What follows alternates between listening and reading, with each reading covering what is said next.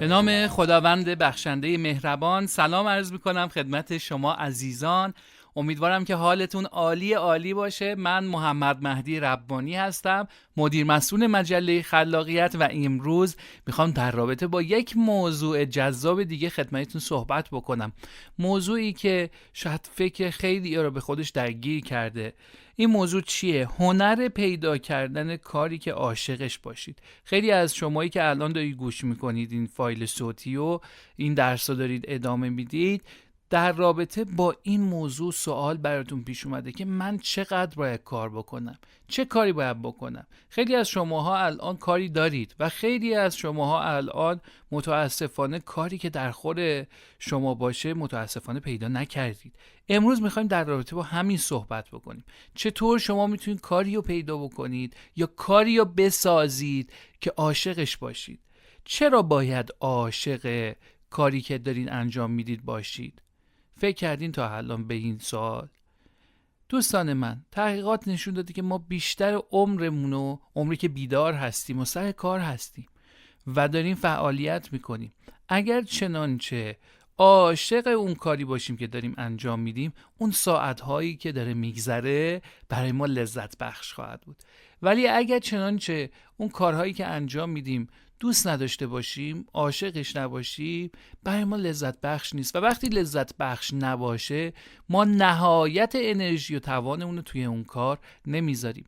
و امروزه چون دنیای پر از رقابت هست در همه چیز، از جمله کسب و کار و حتی بازار کار، بازار اشتغال، اگر شما نهایت تلاشتون رو تو هر کاری نذارید نمیتونید رشد بکنید، نمیتونید موفق بشید، اصلا نمیتونید کاری پیدا بکنید. هر کاری که امروز شما دست بذارید روش انتخاب بکنید مستلزم تلاش فوق‌العاده شماست. هیچ کاری نیست که بدون زحمت شما بتونید توی ستاره بشید. بنابراین چقدر خوبه شما کاری انتخاب کنید که عاشقش هستید. اون موقع وقتی زمانی روش میذارید دیگه زمان سختی برای شما نیست. وقتی تلاش میکنید دیگه اذیت کننده نیست برای شما. اون انرژی و توانی که میذارید رو کار براتون لذت بخش میشه. پس خیلی مهمه که شما کاری که انتخاب میکنید کار مورد علاقه شما باشه، کاری باشه که دوستش دارید، کاری باشه که اگر چنانچه حتی مجانی هم بخواین کار بکنید یه روزی میرید سراغ همین کار. من یه سوالی از دانشجوهایی که میان پیشم میگن که آقای ربانی ما هر چی فکر کردیم نفهمیدیم باید چه کاری انجام بدیم، نمیدونیم چه کاری دوست داریم. من با یه سوال ازشون میرسم به اون جایی که اینها چه کاری رو دوست دارن. میگم اگر شما قرار باشه 1 سال کارآموزی بکنید، رایگان حقوق هم نگیرید، حاضرید وقتتون رو تو کجا بذارید؟ تو چه موضوعی حاضرید کار بکنید بدون دریافت حقوق و پول؟ هر موضوعی که باشه شما همون موضوع رو پی بگیرید. چرا؟ چون اون کاریه که شما دوست دارید. پس سوال کلیدی اینه که شما ببینید چه کاری و حتی اگر پول توش نباشه شما انجام میدید. بعضی از ماها متاسفانه به خاطر دیگران کارمون رو انتخاب میکنیم، به خاطر وجهه اجتماعیش، به خاطر اینکه پدر و مادرمون چی میگن، به خاطر اینکه میخوایم بریم خواستگاری حالا بگیم من چیکاره هستم، بگم من مهندسم، بگم من دکتر هستم، در صورتی که اینطور نیست. دوستان من، شما وقتی در کاری علاقه نداشته باشید نمیتونید خودتون نشون بدید. اون بذر وجودی، اون توان بالقوه، اون انرژی فوق‌العاده بزرگی که خداوند در نهاد شما قرار داده رو نمیتونین بالفعلش کنین، نمیتونین شکوفاش کنین. اصلا انسان اومده تو این دنیا که این توانی که خداوند بهش داده رو شکوفا بکنه. اصلا وظیفه ما این هست. بعد شما بیایید اینو در پوش بذارید روش، رو توانمندی های درونیتون در پوش بذارید. این اشتباهه. شما به هیچ جا نمیرسید. شما در هر کاری هم که شروع بکنید ستاره نمیشین، یه آدم معمولی باقی میمونید. امروز میخوایم در رابطه با همین صحبت بکنیم که چطور بتونین اون گوهر درونیتون رو بشناسین و بعد وقتی گوهر درونیتون شناختین باید تراشش بدید، باید آماده سازیش بکنید. دیدین که الماس وقتی که پیدا میشه یه سنگ معمولیه، آنچنان هم افراد معمولی نمیتونن تشخیص بدن که این سنگ الماسه، ولی هنر اون کسی که الماس رو میتراشه اونو قیمتیش میکنه. پس در نظر بگیرید همه ما در درونمون، در وجودمون یک الماس دست نخورده وجود داره. شما باید با هنر تو این الماس رو بتراشید، تزیینش بکنید که قیمتی بشه. ببین خداوند عادله، خداوند ظالم نیست. هر چیزی که به دیگران داده به ما هم داده. هر کاری که دیگران میتونن انجام بدن ما هم میتونیم انجام بدیم. فقط باید تلاش بکنیم و اون توان بالقوه‌مون رو بالفعل بکنیم. بعضی از موقع ما با اون ادراک شخصی منفی که داریم، ادراک شخصی چیه؟ سلف پرسپشن چیه؟ یعنی اون فکری که درباره خودمون میکنیم، متاسفانه میایم خودمون محدود میکنیم. میگیم من نمیتونم زبان یاد بگیرم، من نمیتونم خط خوبی داشته باشم، من نمیتونم شنا بکنم، من نمیتونم کار بزرگی انجام بدم، نمیتونم درآمد بزرگی داشته باشم. همینجور هی نمیتونم. چرا نمیتونی؟ تو چه فرقی داری با دیگران؟ تو چه فرقی داری با کسایی که ثروتمندن، کاری که عاشقشن رو پیدا کردن؟ اگر کاری پیدا نکردن خودشون کار ساختن، ننشستن که دیگران براشون کار ایجاد بکنه. شما چه تفاوتی دارید؟ دوستان شما باید اینو قبول داشته باشید، عقیده داشته باشید که خداوند عادله. این نمیشه که به شما چیزایی بد داده باشه، به دیگران چیزایی خوب داده باشه. اینطور نیست. توانمندی ما در درونمون وجود داره.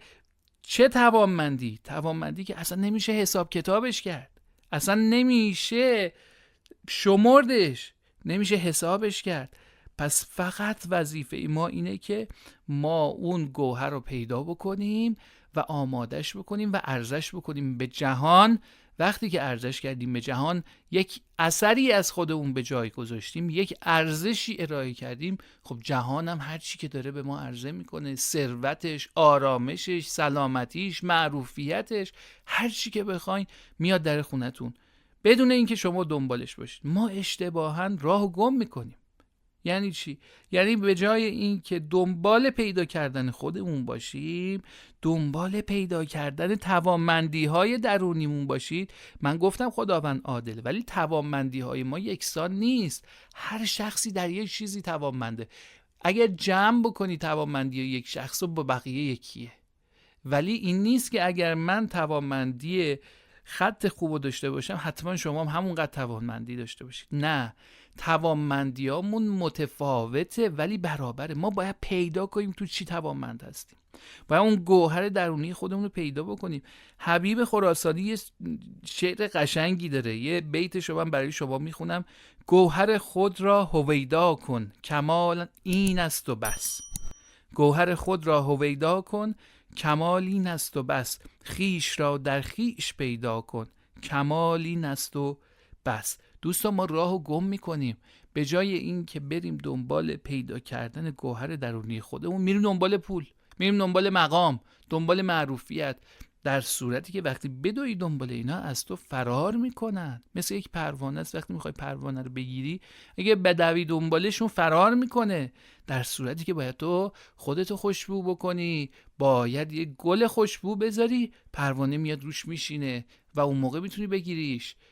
این هم همینه. وقتی تو پیدا کردی توانمندی درونی خودتو، ببین مردم میان سراغت. به جای اینکه تو بری سراغ مردم، به جای اینکه تو التماس بکنی که کاری پیدا بکنی، مردم میان. تو التماس بکنی که کسی به تو پول بده، مردم تو صف میشینن برای تو. یک کتاب بسیار خوبی هست، ما داریم اینو ترجمهش میکنیم، آور سابسکرایب. یعنی چی؟ یعنی میگه کسایی هستن که وقتی یه کاری راه میندازن مردم براشون صف میکشن. این همینه دوستان. شما باید توانمندی های بالقوه خودتون رو پیدا بکنید و اون زمانه که وقتی که تمرکز بکنید نقطه کانونی بشه اون توانمندی شما، اون موقع است که میتونید کار مورد علاقه خودتون رو پیدا بکنید. امروز 2 تا تمرین داریم تا الان که درباره‌اش صحبت کردیم. تمرین اول رو یادداشت بفرمایید. لطفاً جزوه هاتون رو باز بکنید، خودکارتون رو بردارید. اولین سوال من چی بود؟ این بود که اگر قرار باشه شما رایگان برای کسی کار بکنید، بگن شما 2 سال باید برای کشورت رایگان کار بکنی، چه کاری رو انتخاب میکردی؟ خوب فکر کن روش. دوستان متاسفانه ما تو روزمرگی بیفتیم، این موبایل، کامپیوتر، نمیدونم ایمیل، اخبار، تلویزیون، رادیو، تبلیغات، اینها فرصت فکر کردن رو به ما نمیدن. ما میفتیم دنبال این که این گروه چی فرستاده، این کانال چی داره، اون چیه، به خودمون فکر نمی کنیم، در صورتی که بالاترین علم خودشناسیه. شما باید خودتون بشناسید. الان بشینین چند دقیقه دور از دیگران در تنهایی خودتون فکر کنید، ببینید اگه قرار بود شما رایگان کار میکردید، یا اگر این سوال اینجوری هم میتونید بنویسید، اگر 1000 میلیارد تومان تو حساب بانکی شما بود، هر چی میخواستین داشتید، مثل خونه، ماشین، هر چی از چیزای مادیات، هر چی که میخواستین داشتین، الان چی کار میکردید؟ مشغول میگفتن خودت انتخاب کن. چه انتخابی میکردی؟ در این تمرین اول اینو یادداشت کن. قشنگ چند دقیقه رو خودت وقت بذار. رو همه، برای همه وقت میذاری، برای هر کاری وقت میذاری، برای خودت نمیخوای وقت بذاری. بشین فکر کن، ببین که در درون چه کاری هست که تو رو از لحاظ روحی ارضا میکنه، لذت میبری وقتی که داری اون کار انجام میدی. یادداشت بکن.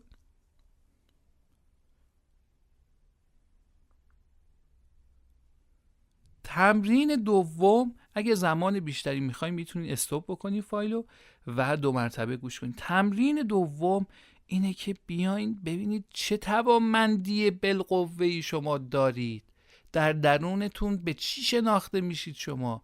اگه خودتون نمیتونید پیدا بکنین، ما همیشه میایم یه جدول میدیم، یه جدولی ما بهش میگیم SWOT. حتما شما اینو توی فایل های یا کتاب های یا درس های سازمانیتون، کسب و کارتون خوندید.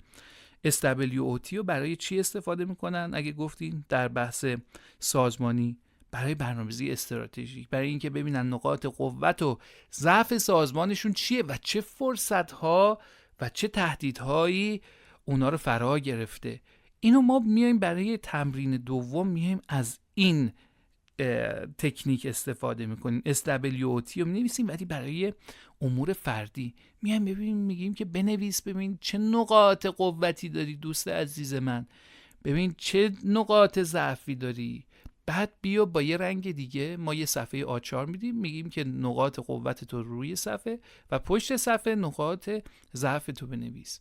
حالا یه خودکار قرمز بردار، بیا دور اون نقطه مثبتی که داری، اون قوت بزرگی که نسبت به دیگران داری، اون مزیتی که نسبت به دیگران داری، اون یکی اولش رو خط بکش دورش. پس میای یک صفحه جاداری، یه صفحه A4 بزرگه قشنگ، بیا هر چی توانمندی داری بنویس. حالا بیا با رنگ دیگه دور اون قوتی که ما بهش میگیم نامبر وانه، اون بزرگترین قوتی که تو داری و تو رو متمایز میکنه به دیگران، خط بکش. حالا همین تمرین رو برو با دیگران انجام بده. بگو همسر عزیزم میشه روی این کاغذ نقاط قوت منو بنویسی؟ وقتی که نوشت بهش بگو که حالا اون یه دونه که فکر میکنی من توش بهترینم و دورش با رنگ دیگه خط بکش. بعد میری پیش همکارت، بعد میری پیش دوستت، میری پیش رئیست، اگر رئیس هستی خودت میری پیش کارمندت، میدی اینا پر کنه. بعد میاری بیزاری جلو، میبینی که کدوماش با هم دیگه شباهت داره. اون نقاطی که همه گفتن تو نقاط و توش بهترین هستی و پیدا بکن، اون میشه نقطه قوت تو. تمرین دوم من در رابطه با چیه؟ اینه که ببینید توانمندی چیه. خیلی وقتا ما انسان ها کار میکنیم ولی در اون نقطه‌ای که توش توانمندی داریم کار نمیکنیم. برای خود من اتفاق افتاده بود، سالها کارهای مختلفی میکردم، از این بر به اون بر میرفتم، 6 ماه اینجا کار میکردم. شاید واقعیت به شما بگم در 10 سال اول کاری خودم شاید بگم 15 بار کار عوض کردم. از حسابداری بگین انجام دادم، ویزیتوری انجام دادم، تا هر کار دیگه‌ای که بگیم، آژانس تبلیغاتی، بحث کتاب، بحث دارو، هر چی که شما بگید من 10-15 تا کار انجام دادم. موفقم بودم ولی زندگی راحتی نداشتم، یعنی لذت نمی بردم. روزی 12 الی 16 ساعت کار میکردم. چرا؟ چون دلم میخواست موفق باشم، هدفم موفقیت بود در زندگی. ولی خب خیلی خستم میکرد، خیلی زندگیمو تحت تاثیر قرار داده بود. اون تعادل لازم که باید هر کدوم از ما داشته باشیم در زندگی رو نداشتم. تا اینکه به این نتیجه رسیدم، اومدم توانمندی‌های خودم رو نوشتم و اومدم سوال دوم و اون سوال اول رو پاسخ دادم. گفتم که خب من چه کاریه که اگر میلیاردرم که باشم بازم انجام میدم؟ یعنی نمیرم تو خونه بشینم یا نمیرم بگم خب من که پول دارم دیگه از این به بعد برم خوشگذرونی. اینطور نیست دوستان. من اومدم این سوال از خودم پرسیدم، گفتم چه کاریه که من اگر میلیاردرم باشم بازم انجامش میدم، بازم وقت میذارم روش. و به این نقطه رسیدم وقتی من درس میدم، وقتی که من سخنرانی میکنم یا کتاب مینویسم، خیلی حس خوبی به من دست میده و اگر میلیاردم تو حسابم باشه بازم این کارا رو انجام میدم. و پس اومدم روی این تمرکز کردم، گفتم بیام بیشتر وقتمو به جای اینکه هی روی این کار، رو اون کار میذارم، بیام چیکار بکنم؟ بیام بزنم رو کاری که عاشقش هستم. و بعد از اون دیدم چقدر زندگیم تعادل گرفت، چقدر بیشتر پیش زن و بچه‌م بودم، چقدر روحیم بهتر شد، چقدر شبا راحت‌تر میخوابیدم. پس بنابراین همین یک سوال اول بسیار تأثیر گذاشت رو زندگیم. کارهای دیگه‌م رو چیکار کردم؟ کارهای دیگه‌م اومدم بر هر کدومش مدیر گذاشتم، برای هر کدومش یه مدیر عامل عالی پیدا کردم. گفتم شما مدیر عامل این حوزه، شما مدیر عامل این حوزه. الان بهترین کتاب‌ها رو ما داریم منتشر می‌کنیم. خب فعالیت حد اکثری شد دیگران انجام میدن. من بسیار بسیار کم یه نظارت کوچیک دارم روی بحث کتاب، بحث شرکت داروسازی همینطور، بحث مجله همینطور. هر کدوم از کارامو بخوام اسم ببرم غیر از بحث آموزش فقط خودم، یعنی کسی رو ندارم که کارمو سپرده باشم بهش. چرا؟ چون خودم عاشقش هستم، چون دوست دارم. الان من دارم با شما صحبت میکنم لذت میبرم، یعنی لحظه ای که دارم با شما صحبت میکنم و لذت میبرم ازش. شاید من میتونستم کار دیگه ای الان انجام بدم که درآمد بیشتری برام کسب میکرد، ولی این لذتی که دارم از این کار میبرم و هیچ کار دیگه ای به من نمیداد. پس سوال اول بسیار کمک میکنه که شما راه خودتون رو پیدا بکنید. نشه یه دفعه 60 سالتون بشه و بگید که وای من خسته شدم و به اون چیزی که میخواستم برسم نرسیدم. نشه یه موقعی ببینید که به کمالی که خداوند برای شما در نظر گرفته نرسیده باشید. بعدن سوال میشه ازتون، یا شما قرار بود بیایی توی این دنیا کاری بکنی به این نقطه برسی، من اینقدر توانمندی در درونت شما قرار دادم، تو هیچ استفاده نکردی، اسراف کردی، هیچ کدومش استفاده نشد و از بین رفت. دوستان توانمندی های ما هم به این شکلی که وقتی ازش استفاده نکنی از بین میره. مثل این ماهیچه است، یه ماهیچه رو شما استفاده نکن ازش تحلیل میره، از بین میره. اینو در نظر بگیرید که شما توانمندی های بسیار بسیار بزرگی داری که به شما یک زندگی نیرومند میده اگر پیداش بکنی. برید داستان زندگی افراد موفق رو بخونید. چقدر خوب بیوگرافی خوندن دوستان.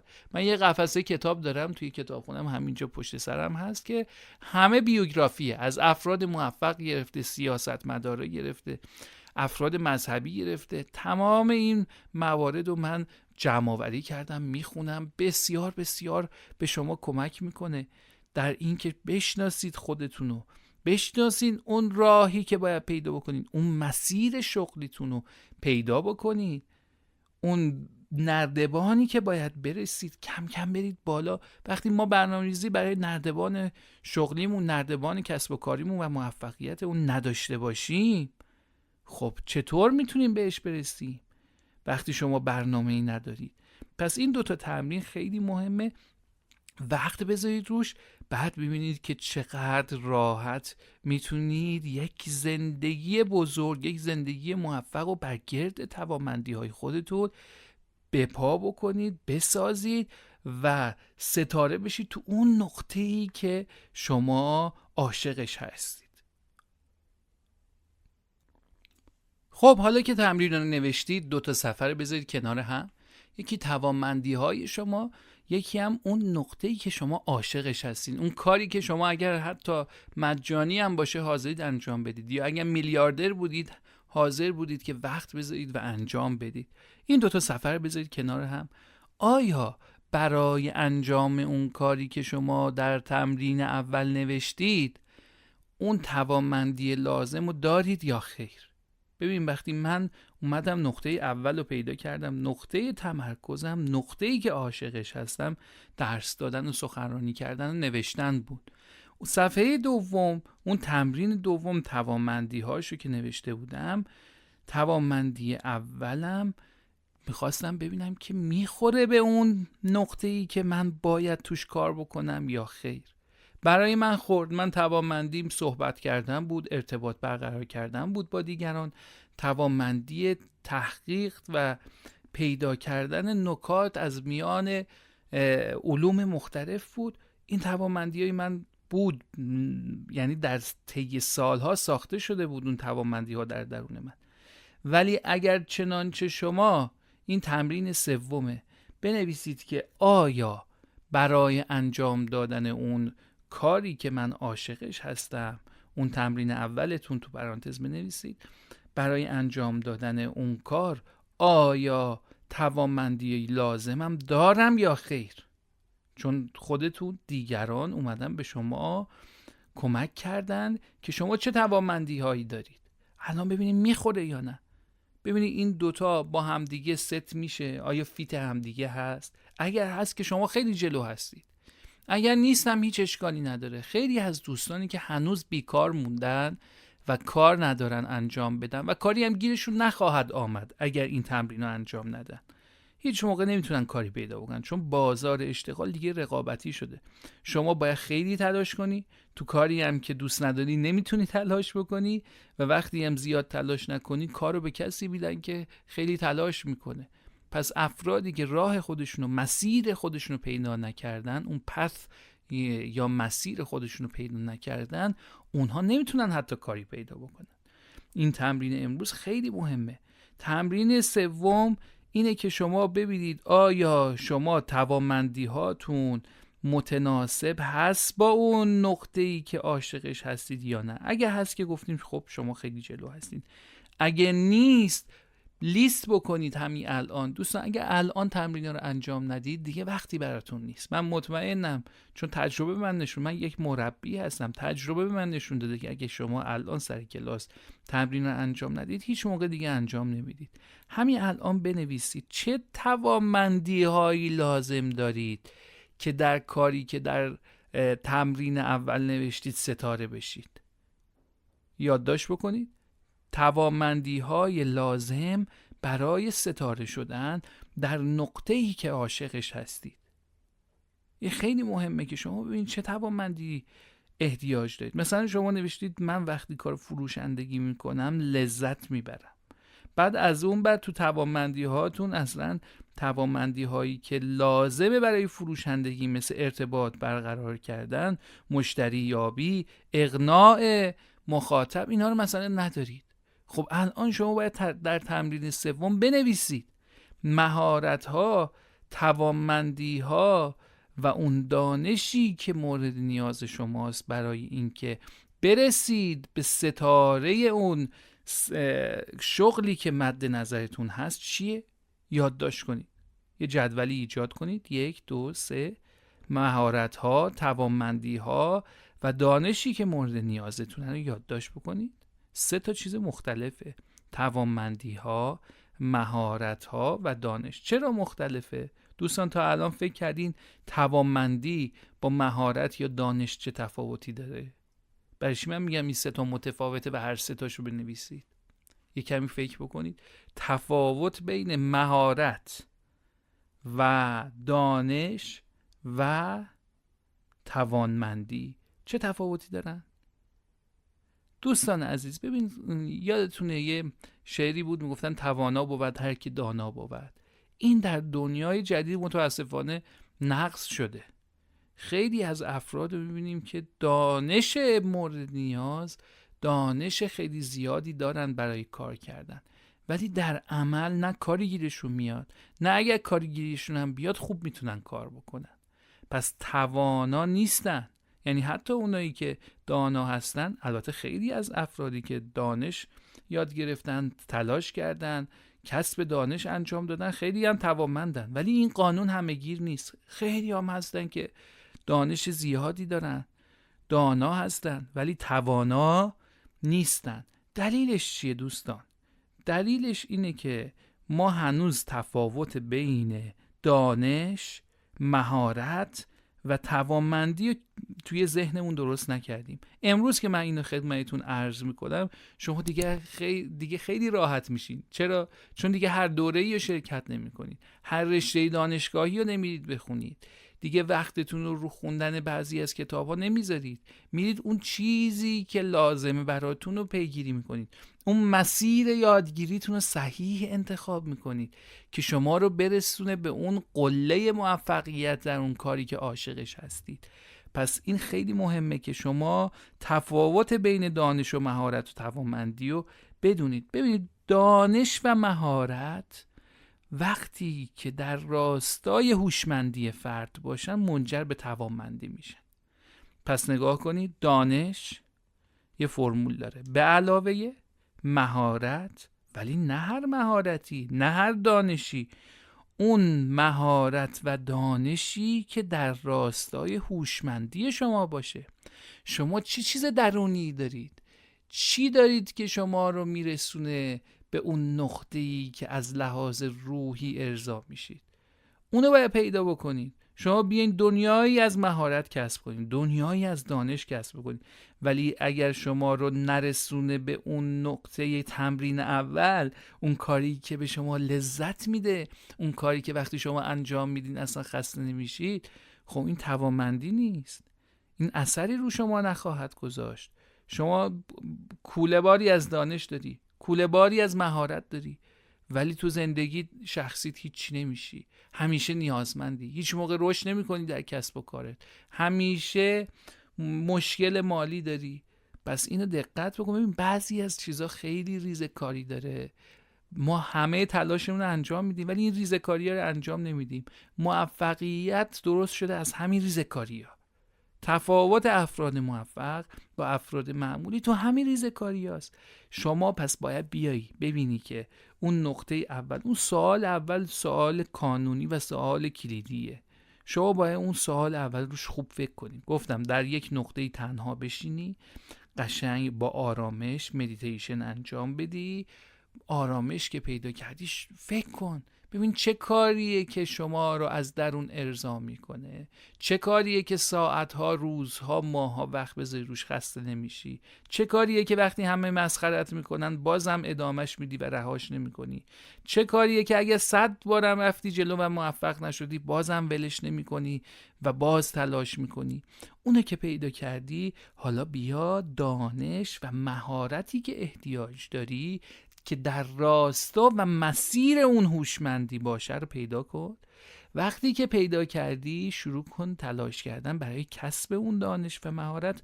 اون موقع است که به تو میگن یه آدم توانمند. پس شما این که کوله باری از دانش داشته باشی یا کوله باری از مهارت داشته باشی به شما نمیگن آدم توانمند.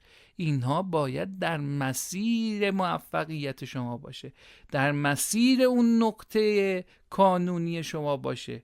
اگر نباشه که توانمندی نیست. شما فقط ذهنتو پر کردی، هیچ موقع ازش اثر نمیگیری.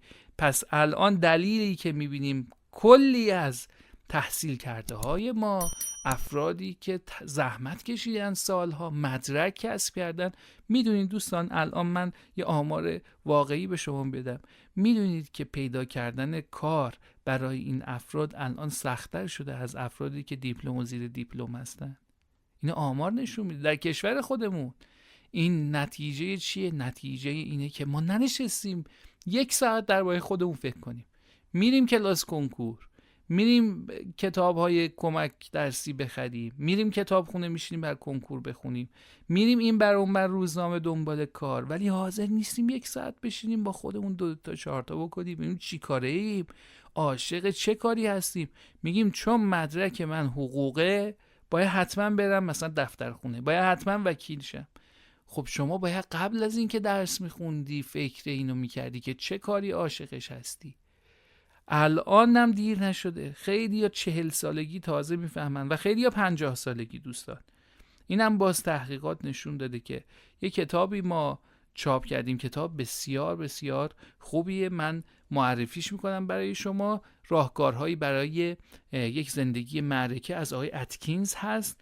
اینجا مثالاش هم آورده که چه افرادی تازه 40-50 سالگی راه خودشونو پیدا کردن و اون موقع است که موفق شدن، اون موقع است که تونستن خیلی سریع رشد بکنن.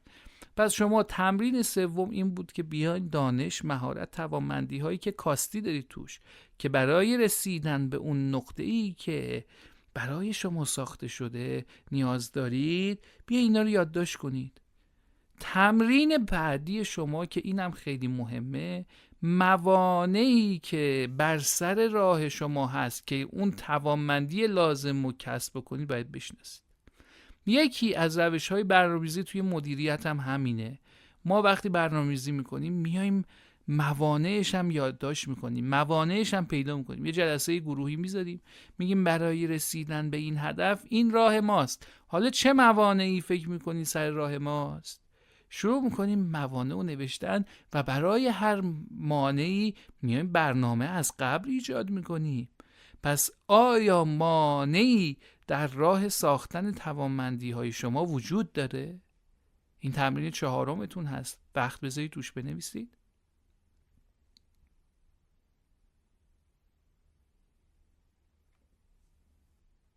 خب تا اینجای کار در رابطه با اینکه چطور اون نقطه کانونی، اون نقطه تمرکز خودتون، اون شغلی که عاشقش خواهید بود و با همدیگه صحبت کردیم، تمرین انجام دادیم، بعد پیدا کردیم که ببینیم چه توانمندی هایی درونی شما دارید، چه هوشمندی ویژه‌ای دارید شما و گوهر درونیتون چطور پیدا بکنید و بعد در رابطه با این صحبت کردیم که شما چه توانمندی های دیگه ای باید در خودتون ایجاد بکنید. میدونید که یه قانون، شما هر چیزی رو میتونید یاد بگیرید، هر چیزی که برای رسیدن به اهدافتون مورد نیازتون هست در درونتون انرژیش موجوده و راه رسیدن بهش رو میتونید یاد بگیرید. هیچ چیزی نیست که بگید که من نمیتونم یاد بگیرم. و در قدم بعدی اومدیم اون موانعی که برای رسیدن به اون اهدافتون، مانعی که رسیدن برای اون نوک قله، اون جایی که نقطه کانونی شما هست، اون جاییه که شما لذت میبرید از کار کردن در اون موضوع، اومدیم پیدا کردیم. و حالا من یه خلاصه‌ای بکنم که چی کار باید بکنیم که ما اون نقطه‌ای که عاشقش هستیم رو پیدا بکنیم، حالا کار در رابطه با اون پیدا بکنیم. اینم در قسمت بعدی درس من میگم. حالا وقتی شما این تمرین رو انجام دادید، پیدا کردید که چی نیاز دارید، بعد تازه من میام میگم که حالا چطور بهش برسید.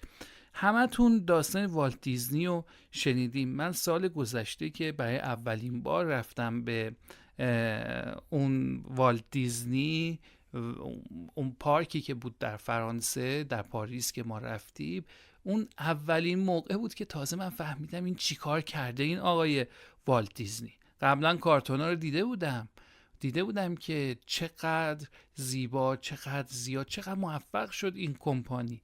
ولی وقتی که رفتم و اون مجموعه بزرگ اندازه یه شهر بود، مجموعه دیزنی لند رو رفتم دیدم، سرزمین دیزنی رو رفتم دیدم که مردم چقدر عاشقانه دنبال این برند هستن. همونطوری که گفتم کتاب آور سابسکرایب میگه، دقیقاً اونو اونجا دیدم. مردم تو صف ایستاده بودن، صف‌های بلند. در رابطه با چی؟ در رابطه با وایسم بلیت بخرم، بلیت های گرون قیمت. و همه رو میدیدی اونجا لبخند رو صورتشون، همه رو میدیدی دستشون وقتی دارن میان بیرون از عروسک ها، لباس ها و اسباب بازی های دیزنی دستشونه. این آقای والت دیزنی حرف قشنگی زده، گفته شما اگه میخوای موفق بشی، اگه میخوای ستاره بشی، اگه میخوای در زندگی خوشحال باشی، باید کاری انجام بدی که از اون لذت میبری و اینو گذاشت پای اساس کار خودش و الان ببینید یکی از موفق ترین کمپانی های دنیا همین کمپانی دیزنی هست. اون با خودش عهد کرد که روزی موفق بشه. شما هم دوستان اگر مسئولیت 100% زندگی خودتون رو بپذیرید و عهد بکنید که موفق بشید، به کم قانع نباشید، فکر کوچیک نباید انجام بدید، فکر کوچیک نباید داشته باشید. شما باید فکر بزرگ داشته باشید، باید هر چی در نظر بگید من میخوام بهترین باشم. شما هیچ چیزی کم ندارید برای بهترین بودن، پس شما باید چیکار بکنید؟ باید فکرتون رو بزرگ بکنید، اهداف بزرگ داشته باشید، اون موقع میرسید به اون نقطه‌ای که میخواستید. خیلی از مواردی که من صحبت میکنم با افرادی که بیکارن و هیچ کاری گیرشون نمیاد، میبینم که اهدافشون کوچیکه، دوستان یه کار کوچیک به دست بیارن، دوستان تو یه کاری معمولی بخور و نمیر برن بیان زندگیشون رو بکنن، فیلمشون رو ببینن، تلویزیونشون رو ببینن، سینماشون رو برن، نمیدونم گردششون رو انجام بدن. حاضر نیستن فکر بزرگی برای خودشون داشته باشن، نمیخوان از ناحیه امن خودشون بیان بیرون، تو ناحیه رفاهی خودشون گیر کردن. بنابراین اینا نمیتونن موفق بشن، نمیتونن اون کاری که عاشقش خواهند بود و پیدا بکنن. چرا؟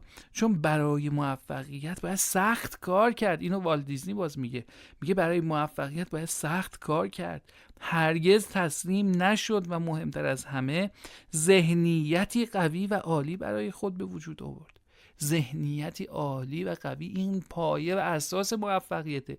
شما اگه میخوای موفق بشی باید ذهنیتت رو رشد بدی، باید ببینی در اون نقطه که هستی، وقتی که رسیدی به قله ستاره شدی. اون تمرین اول خاطرتون هست، الان بیاین روش فکر بکنین. تمرین 5 این بحثی که من دارم انجام میدم، برای ساختن ذهنیت شما باید تجسم خلاق داشته باشید. یعنی چی؟ یعنی بیا همین الان تمرکز کن، بیا فکر کن تو اون نقطه‌ای که عاشقش هستی، اون کاری که حاضری مجانی هم حتی وقت بذاری روش، بیا فکرشو بکن، بگو الان رسیدی ستاره اون نقطه شدی، چه احساسی داری؟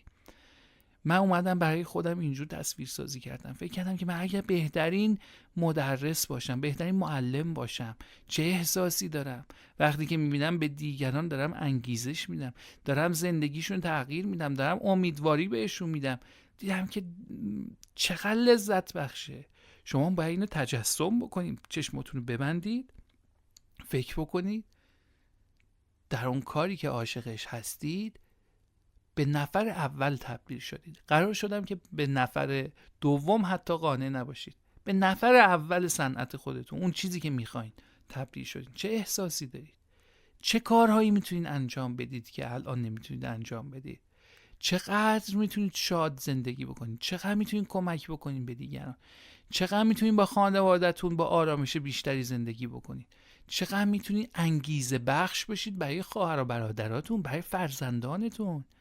بگن مادر ما، پدر ما ستاره است توی این حوزه، بهترین تولید کننده است، بهترین فروشنده است، کارآفرینه، بهترین فروشنده بیمه است.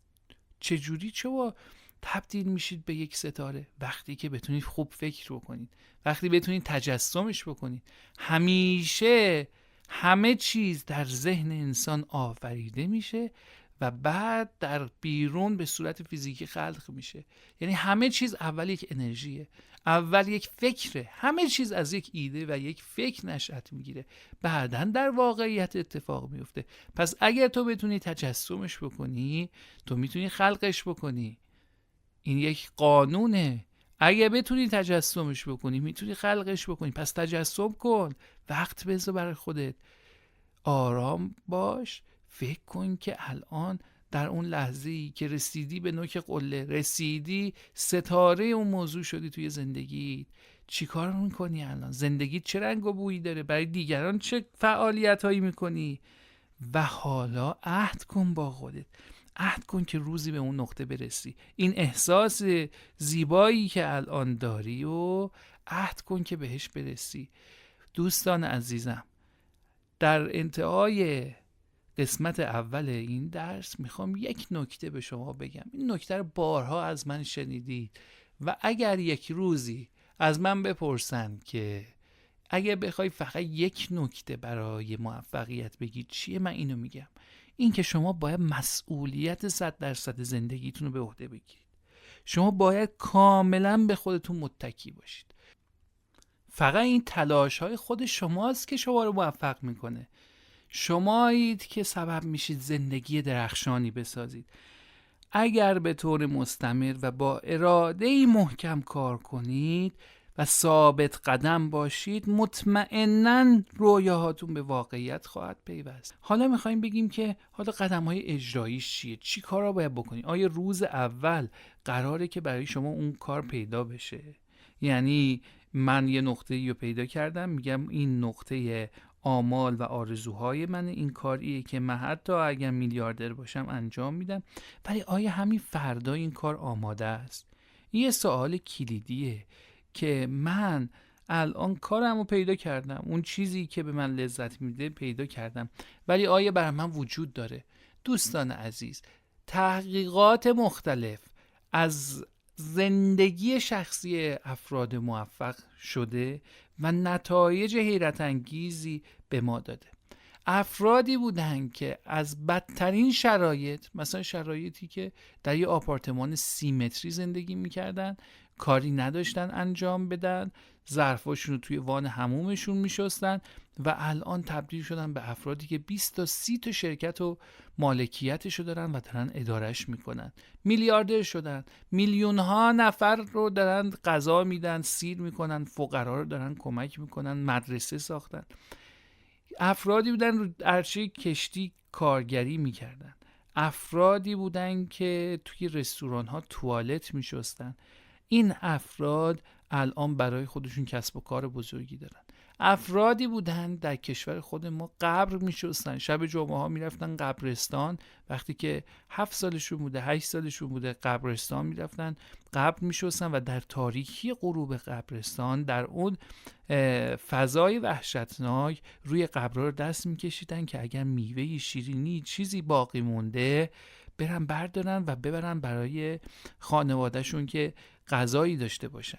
این داستان‌ها رو من خیلی شنیدم، خیلی دیدم، از نزدیک با خود افراد صحبت کردم. در مجله خلاقیت وقتی مصاحبه می‌کردیم با خود این افراد میدم، وقتی تعریف میکنن چقدر تاثیرگذار داستان زندگی اینها. به خاطر همین در بخش اول گفتم بیوگرافی افراد موفق رو زیاد بخونید. این افراد از روز اول اون کاری که باید انجام بدن رو پیدا نکردن. تفاوتشون با افرادی که تا آخر عمرشون هم کاری که براشون لذت بخش پیدا نکردن، میدونید چی بوده؟ تفاوتش این بوده که اینها ننشستن تا اون کار پیدا بکنن. یعنی ننشستن بگن اون کاری که من عاشقش هستم پیدا بشه. مثلا من لیسانس حقوق دارم، عاشق چیم؟ عاشق اینم که وسط دادگاه یک سخنرانی، خطابه بزرگ انجام بدم و دلیل بیارم و متهمی که من وکیلش هستم و اونجا بخشش بگیرم براش. در صورتی که شما اگه بخوای صبر بکنی، اینقدر صبر بکنی که برسی به اون نقطه، ممکنه هیچ موقع نرسی.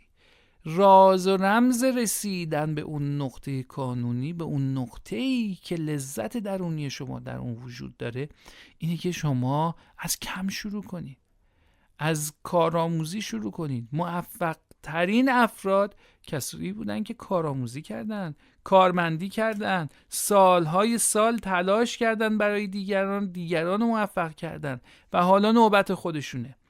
اگر شما برید داستان زندگی فورد رو بخونید، فورد بسیار موفق بود. همین الان از دنیا رفته، کارخونهش یکی از موفق ترین و برندهای بزرگ کشور ایالات متحده آمریکاست. ولی این فرد قبلا خودش کارگر بوده، کار میکرده و تازه بعد از سالها کارگری و کارمندی به این نقطه رسیده که باید بره و کار خودش رو راه اندازی بکنه.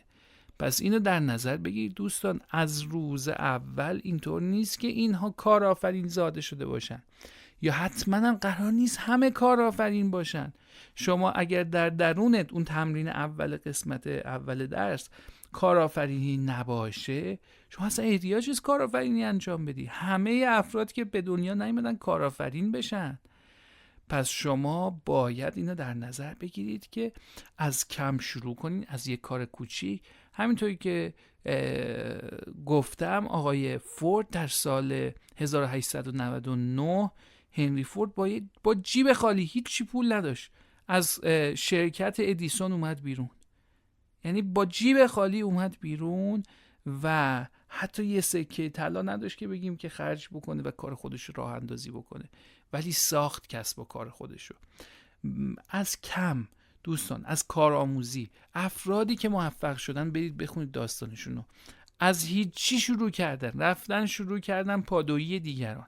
من همیشه مثال یه جواهر فروش رو میزنم که الان زنده است، تیاردره، بسیار موفقه و همیشه ما هم که قدم میزدیم، پیاده روی میکردیم، نشونم میداد، میگفت این مغازه کوچیکو ببینین توی این پاساژ، این من سالها پادویی این مغازه رو میکردم. حالا مغازه خودش 10 برابر اون مغازه مساحتش بود، ولی در نظر بگیرید که انسان باید پادویی بکنه، باید تلاش بکنه تا بتونه موفق بشه. روز اول دنبال کسب پول نباشید برای کار کردن. شما تا جوانید باید برای کسب تجربه کار بکنید.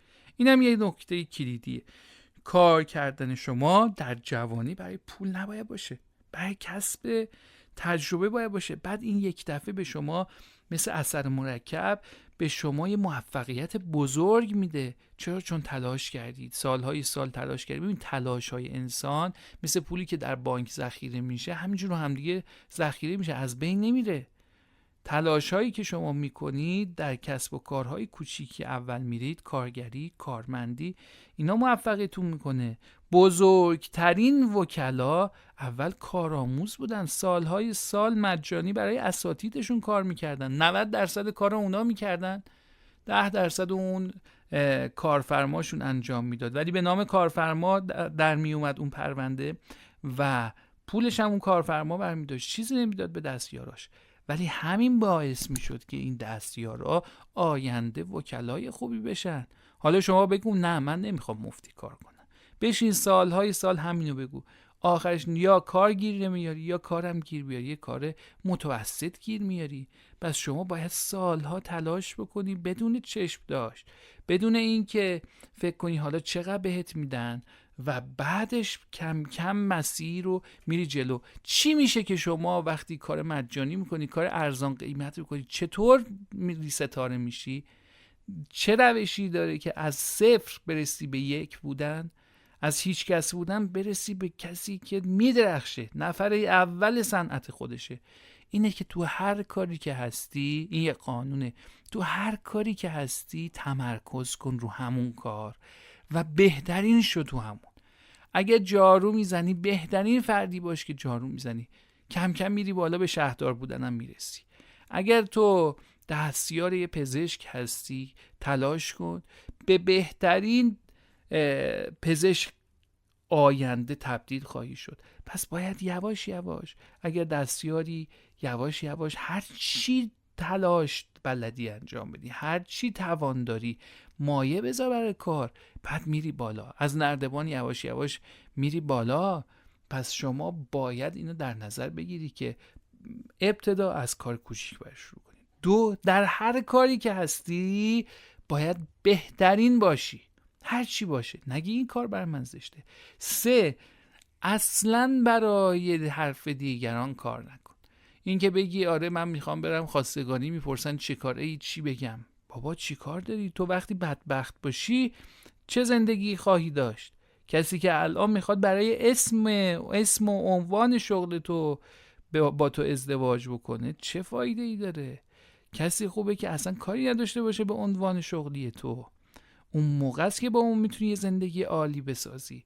پس نرو راه اشتباه پیدا نکن، نرو در مسیر اشتباه به خاطر حرف دیگران، به خاطر مشکلات اجتماعی، به خاطر اینکه مردم حتما مهندس و پزشک میپسندن. اصلا این طور نیست. شما در هر کاری، من فردی رو میشناسم همین الان، افرادی که من مثال میزنم دوستان در این دوره آموزشی، همه تصاویرش جلوی روی من هست و همشون از نزدیک باهاشون آشنا هستم و رفت آمد دارم.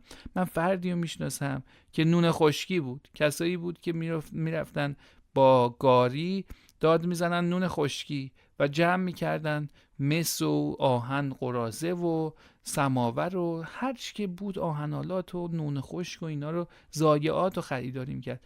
الان ایشون بزرگترین شرکت صادرات مس رو داره، تو همون کاره، ولی الان خیلی رشد کرده. الان هزاران نفر زیر دستش دارن کار میکنن. برای چی؟ برای اینکه در کاری که بود بهترین کار رو ارائه کرد، بهترین کار رو ارائه داد. وقتی شما بدونی آیندت کجا قراره باشه، کار میکنی، تلاش میکنی و اون موقع است که خداوند در بعدی رو برات باز میکنه. میری پله بعد، میری مرحله بعد. این بازی های کامپیوتری هست. وقتی که تلاش خودتو میکنی میری مرحله بعد. وقتی میری مرحله بعد، باز اونجا باید تلاش بیشتری بکنی نسبت به قبل و بعد 2 مرتبه رشد میکنی. پس متوجه این موضوع باشید که شما اگر میخواین تلاشتون متوقف نشه، باید تجسم خلاق داشته باشید. تمرینی که جلسه پیش انجام دادیم با هم دیگه، باید فکر کنی، بگی درسته من امروز یک کارگر سادم، ولی من میخوام برسم به بهترین ساختمانساز ایران. وقتی من تو اون جایگاه قرار میگیرم، زندگیم چه شکلیه، به دیگران چه کمکی میکنم، چقدر پدر و مادرم میتونم خوشحالشون میکنم، فرزندانمو میتونم الگو باشم براشون. وقتی می تجسم میکنی دیگه نمیبری. وقتی میتوپه بهت بالا سرید رئیسه، دیگه ناراحت نمیشی، میگی اشکال نداره، این تو مسیر رسیدن به اون هدف والای خودمه. آینده متعلق به کسایی که آرزو و هدف دارن. زندگی نیازمند هدفه. شما باید هدف داشته باشی. وقتی که هدف داشته باشی، در شرایط سخت زندگی هم به تو انگیزه میده، نمیبری. وقتی هم نمیبری، تو میرسی به اون نقطه والایی که برای خودت در نظر گرفتی. این فلسفه موفقیت، موندن، باور کردن، هدف داشتن و استمرار مداوم. این چیه؟ این فلسفه موفقیت. راه دیگه ای غیر از این نیست برای موفق بودن. شما باید تداوم داشته باشی تا بتونی از حریفات جلو بزنی. گفتیم دنیای اشتغال، دنیای کسب و کار پر از حریف هستن، پر از رقیب هستن. شما باید تداوم داشته باشی تا بتونی از حریفات جلو بزنی. وقتی که تداوم داشته باشی، میری اون نوک قله قرار میگیری. اونجا جاییه که شما به اون لذت درونی خواهی رسید. حتی میلیاردر هم شده باشی، دیگه کارو ول نمی‌کنی، چون داره به تو یه تجربه شیرین میده، تو رو جوون نگه میداره. تو اگه اون کارو ول بکنی اصلا میمیری، خیلی زود عمرت به پایان میرسه. ولی چون لذت بخشه برای تو، روزی که کار میکنی زنده میمونی. پس این خیلی مهمه، خیلی خیلی مهمه که شما هدف داشته باشی، استمرار داشته باشی و از کم شروع کنی. دوستان، تجربه استاد شما در زندگیه. اگر شما الان نری کار بکنی، منتظر بمونی که اون کار بزرگ برات پیش بیاد، اون کار با کلاس گیر بیاد، شما تجربه کسب نمی کنی. و وقتی تجربه کسب نکنی نمیتونی موفق باشی، چون دنیای گسترده در مقابل روی ماست. بدون تجربه که نمیشه سعادتمند شد، نمیشه موفق شد. شما باید تجربه کسب بکنی، باید از کم شروع کنی.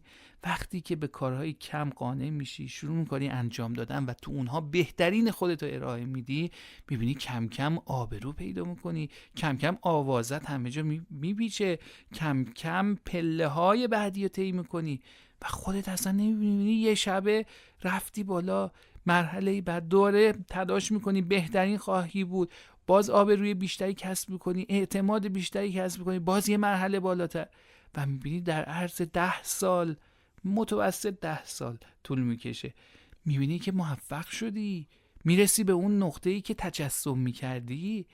پس اینو در نظر بگیر، دنبال موفقیت یک شبه نباش. مضرات بسیار بزرگی داره اینجور تفکرات. این که فکر کنی یه شبه من به این فکر میکنم موفق میشم، اینطور صحیح نیست. شما هیچ موقع نمیتونی اون گوهر درونی تو به دست بیاری، نمیتونی گوهر درونی تو بتراشی و نمایشش بدی. باید تلاش بکنی. این یک شبه صورت نمیگیره، باید ماها و سالها تلاش بکنی که استعدادهای پنهان خودتو پیدا بکنی، رشدش بدی.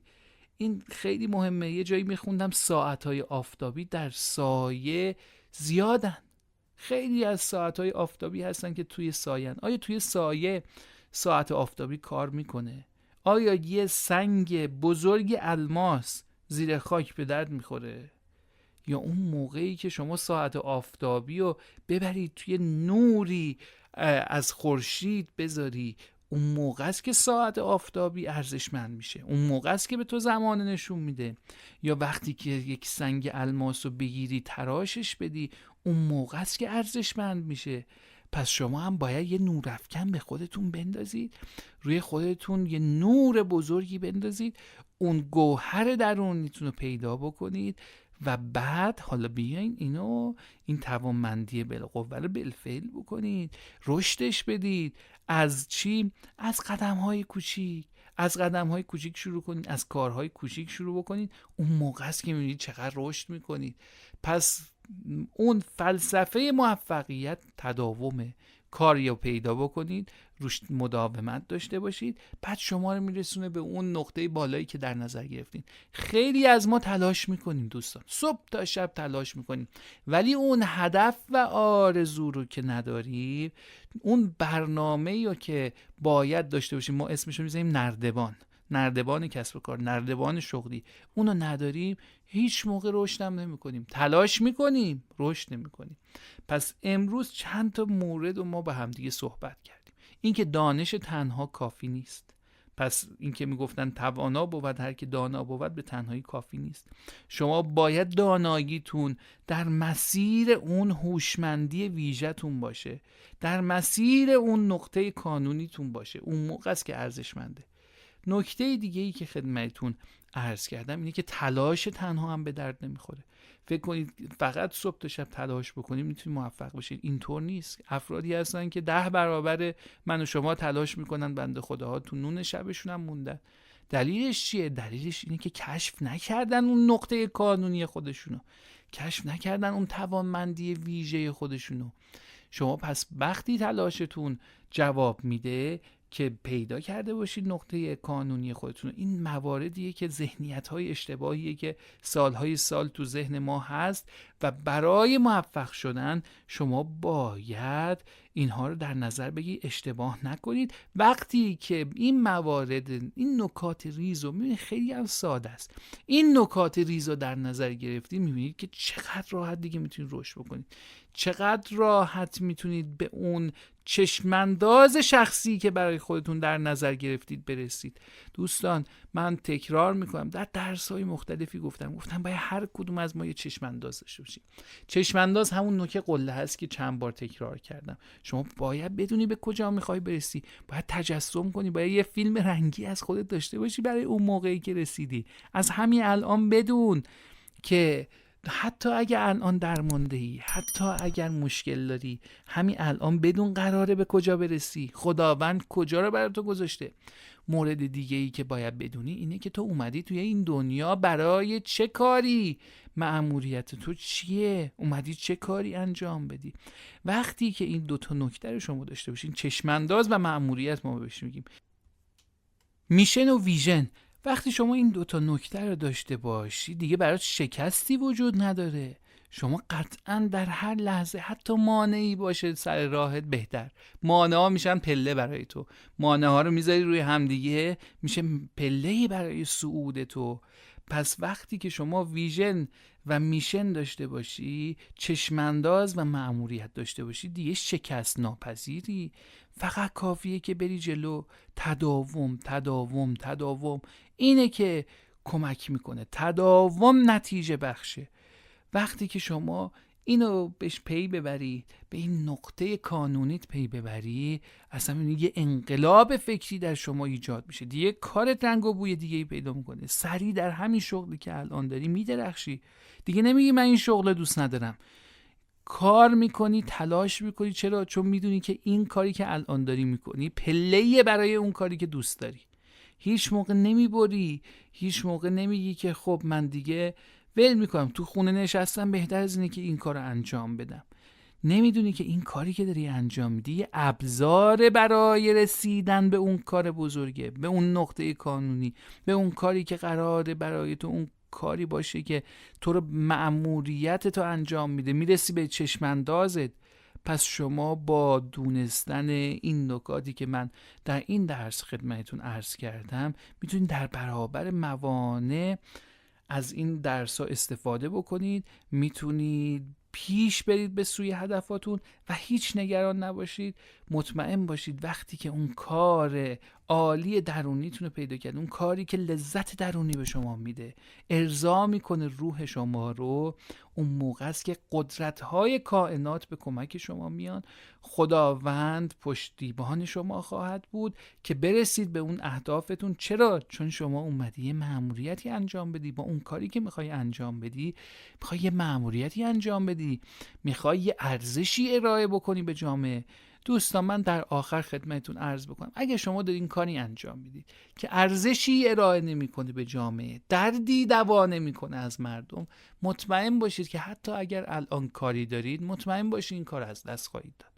چون دیگه جامعه کسی که ارزشی ارائه نمیکنه نمیپذیره. دیگه جامعه تغییر پیدا کرده. دیگه دنیای کار، دنیای کسب و کار عوض شده. گفتیم رقابت عجیب و غریبی در اشتغال رخ داده. در بازار به عنوان یک بازار نگاه بکنین اشتغال رو که عرضه و تقاضا توش هست. الان عرضه نیروی کار زیاده، تقاضای نیروی کار کمه. پس کیا پذیرفته میشن؟ کیا براشون کار هست؟ کسایی که تلاش بکنن در مسیر توانمندیشون. پس از شما خواهش میکنم که توانمندی خودتون رو پیدا بکنید، وقت بذارید برای خودتون. خیلی مهمه لحظات تنهایی داشته باشید در محیط‌های آرامش بخش. توی مواظب باشید توی تردمیل زندگی گیر نکنید. توی اون ما بهش میگیم که مسابقه دوندگی موش‌های حلقه هست که موش‌ها توش میدون ولی به هیچ جا نمیرسن، اینقدر میدون تا از حال برن و بیفتن. مواظب باشی که هیچ کدوم از ما خدایی نکرده در تردمیل زندگی گیر نیفتیم و دست و پا نزنیم در یک نقطه. هدف والای خودمون رو پیدا بکنیم، اون پرپزی که ما داریم، اون جایی که خداوند برای ما قرار داده رو پیدا بکنیم و تمام تلاشمون رو بکنیم برای رسیدن بهش. ممنونم که با من همراه بودین. از شما خواهش میکنم که فایل ها رو برای دیگران ارسال نکنید، بذارید همه برای یادگیریشون هزینه بپردازن. اگر افرادی هم که به صورت غیر اخلاقی این فایل به دستشون رسیده، حتما برای اینکه از نظر اخلاقی و از نظر شرعی صحیح باشه گوش دادن به این فایل ها، هزینه‌شو واریز بکنن به حساب بند. امیدوارم که با سرمایه گذاری رو خودتون بتونید کسب و کارتون رشد بدید. اگر خدایی نکرده بیکار هستید، اون انتظارات خودتون رو بیارید پایین، اهداف شغلی بزرگ برای خودتون بسازید ولی از کم شروع بکنید. پس با انتظارات کم ولی اهداف بزرگ شروع کنید به کار کردن. حتی یک روز بیکار موندن اشتباه، حتی نصف روز بیکار بودن اشتباه. شما باید تلاش بکنید. تلاش که کردید همه قدرت‌های کائنات پشتیبان شما خواهند بود. خداوند تمام نیروهاشو برای شما سپاه میکنه تا بتونید پیش برید و به اهدافتون برسید. فراموش نکنید بهترین سرمایه گذاری روی خودتون هست. اگر میخواید موفق بشید باید بیشتر بدونید. به خدای بزرگ میسپارمتون. خدا نگهدار. ویدان مهارت آموزی آنلاین